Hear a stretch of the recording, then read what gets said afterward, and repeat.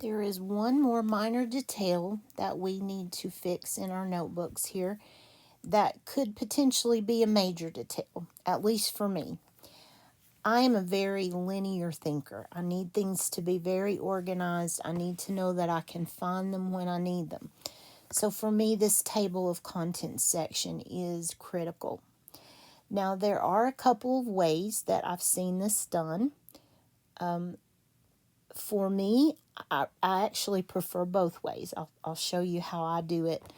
One way is to set up a table of contents for your entire book. So that's great if you don't have the tab sections that you can just number your pages. That's definitely an option. If you don't want to do tabs, just start numbering your pages and keep track of them in the table of contents. So the first thing I would do is set up my table of contents page. And I just do it by drawing a header line. And then I like to do a vertical line. You can do this however you want to. And I just call it contents. Now, my problem is that I do like the tabs. I like the sections broken up in a way that I can easily reference them without having to go through hundreds of pages. So, here's how I do it. I go to my individual section and I set up a table of contents for that section. So, for example, I am in the outline section. Now, this is not necessary unless you have a book the size of Stromberg. That is a huge textbook. Okay, let me try that one more time. The textbook is so big and it has so much information, I think it would be easier to use sections.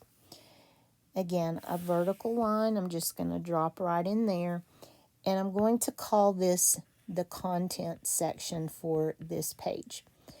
So then I will label this first page that I have here, and this is the outline section, so I'm going to call it O1 for outline 1. Then here is outline 2, and I would keep going as long as I needed to. So on my table of contents, I would say pages O1 to O2 are chapter 29 outline. Okay. Then in the notes section, I would come over to this one. Again, let's make a table of contents.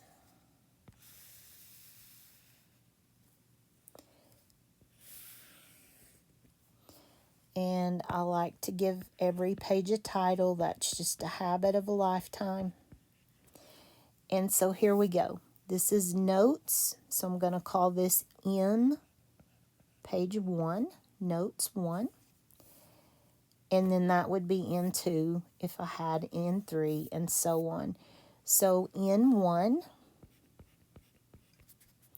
is chapter 29 notes. And you could even break it down by section. You could use those green headers or blue headers, however detailed you want to be.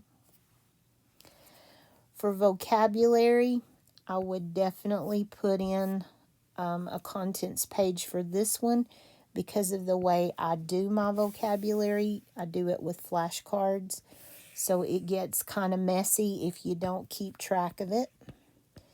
So this is the contents for this section, and this is page V1.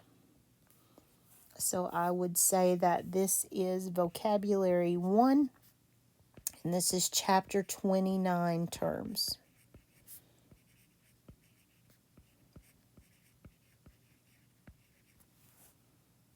And you could break those into ever how many pages you want. That's entirely up to you.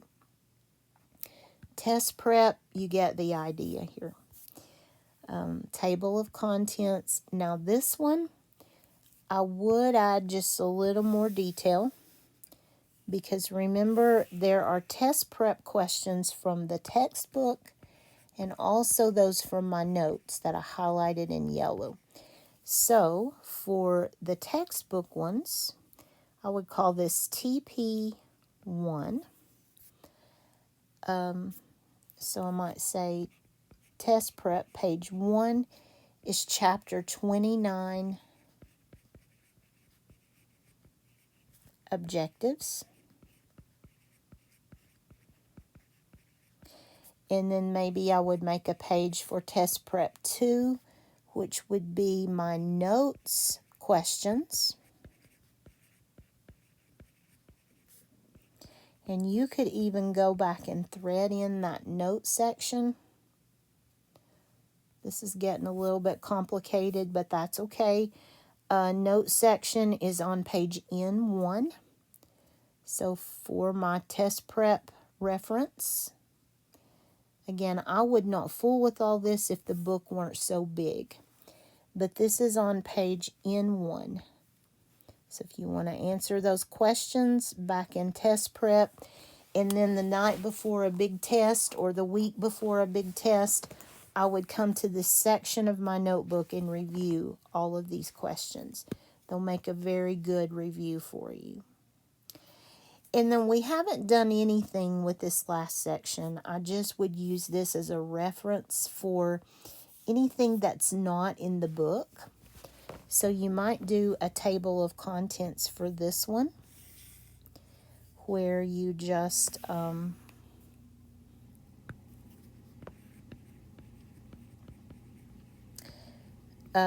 maybe for not in the book, page 1, maybe it's your PowerPoint notes from class.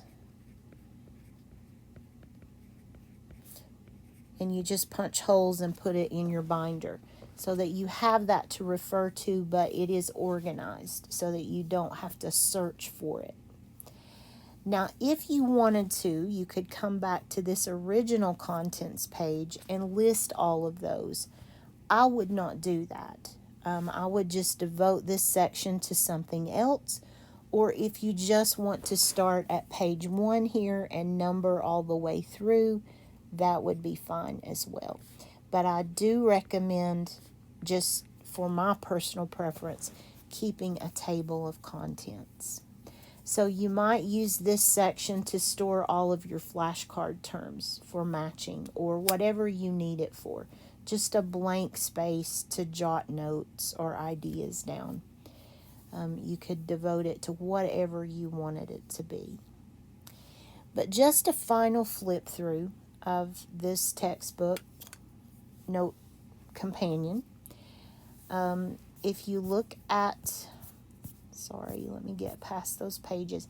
My section 1 is table of contents. You could devote it to whatever you want. Section 2 is outlines, and this is the outline using the way I learned in high school, just a basic outline format. The next section is, and let me back up, I recommend filling this in class using your instructor's information. This one is a little more conducive to reading it from the textbook and filling it in your own words. Again, the key component of this one is that bottom section. Use those summary questions to remind you of what's on that page, so that you can just look at these questions down here to know the main ideas of your page. And that will help you when it comes time to review. The vocabulary section, again, however you choose to study vocabulary, you may just want to write the word in its definition, and that is perfectly fine. Whatever makes sense to you is fine. The test prep is one of the sections I would use the most because it's based on those objectives from the course and also from those highlighted questions in the notes sections. So make sure you fill in all of the test prep questions. That will help you better than anything, I think, on a test.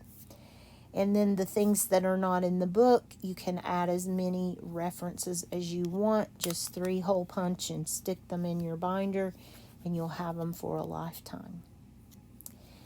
If you have any questions on this material or you need to reach me, you can do that through the course. You can also do it at this email address. It is amanda.keller@tcatsknoxville.edu. I am currently in room 129. If you need to come see me, stop by anytime. That's in Building A.